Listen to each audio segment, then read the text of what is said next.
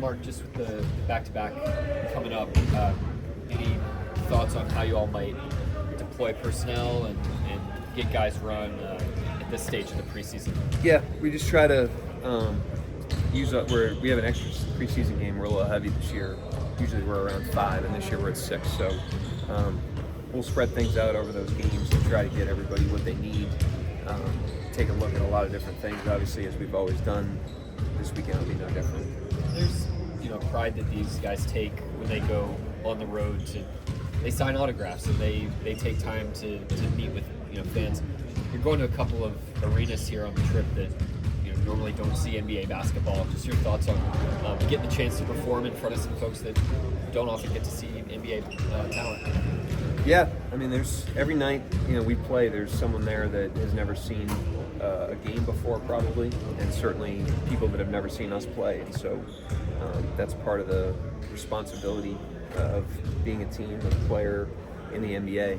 Is there's an entertainment element to it, and people are there to see us compete and play together, and that's what we want to do every single time we take the floor. What do you want to see? Just a baseline of competitiveness, togetherness, execution of the system stuff that we've done this week. It's an 82-game season. There's a lot of time and opportunity to layer things in.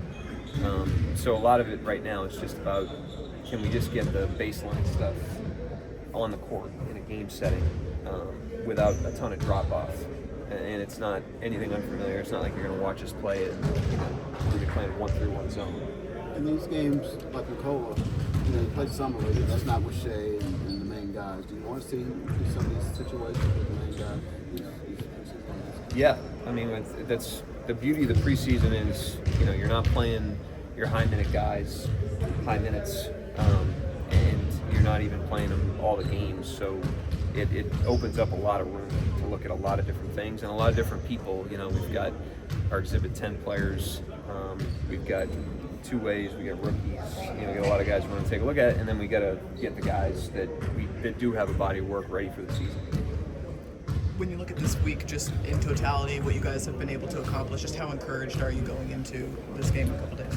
Yeah, I think it was a productive week. I thought there was a nice baseline of competitiveness. The guys showed good engagement and focus. And you're not going to win any games with the first week of training camp, but you certainly can set yourself back, and I don't think we did that. I thought we are a little bit better right now than we were at the beginning of the week, which is exactly where we want to be.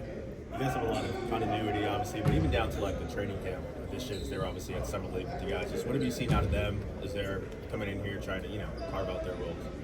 They're doing a great job. It's a great group of guys. Our scouts in the draft did a great job of identifying the guys that are rookies, and then Gortman's obviously a player that's been in professional basketball, so that's a pro scouting win for our front office.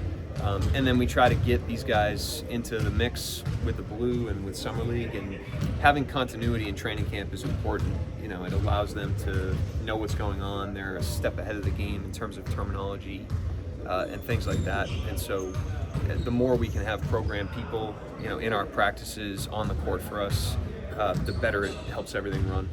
Well, I was talking about Chet taking another step at the beginning of there. Has that shown so far? Yeah, he's looked very good.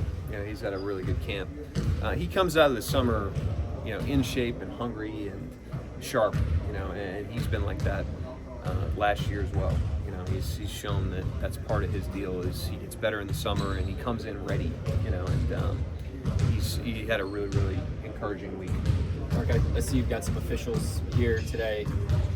I know there's a few points of emphasis coming from the league this year, particularly surrounding closeouts, which is something that you all really focus on, winning those closeouts. How helpful is it to have some officials here before you even start playing some games to get up to speed on that stuff? Yeah, it's a really good program by the league that they've offered to us this year.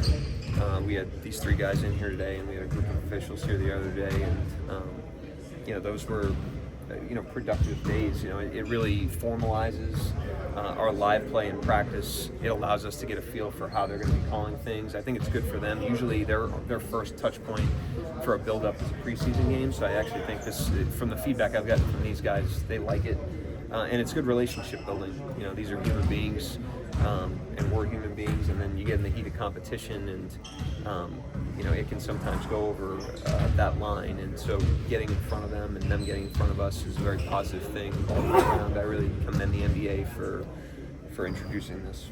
We're going to take advantage of it. When you're looking at closeouts, I guess, I know you can't get on the guy's landing spot and everything, so they emphasize it more, or what are they doing with the closeouts? The point of emphasis on the closeouts is, you know, that there's hand-to-hand contact on a follow-through is not a foul, and players have learned to exploit that by, you know, basically going hand-to-hand in a very aggressive way that's disruptive to the shooters. So that's a point of emphasis this year, is they're calling anything excessive hand-to-hand a foul.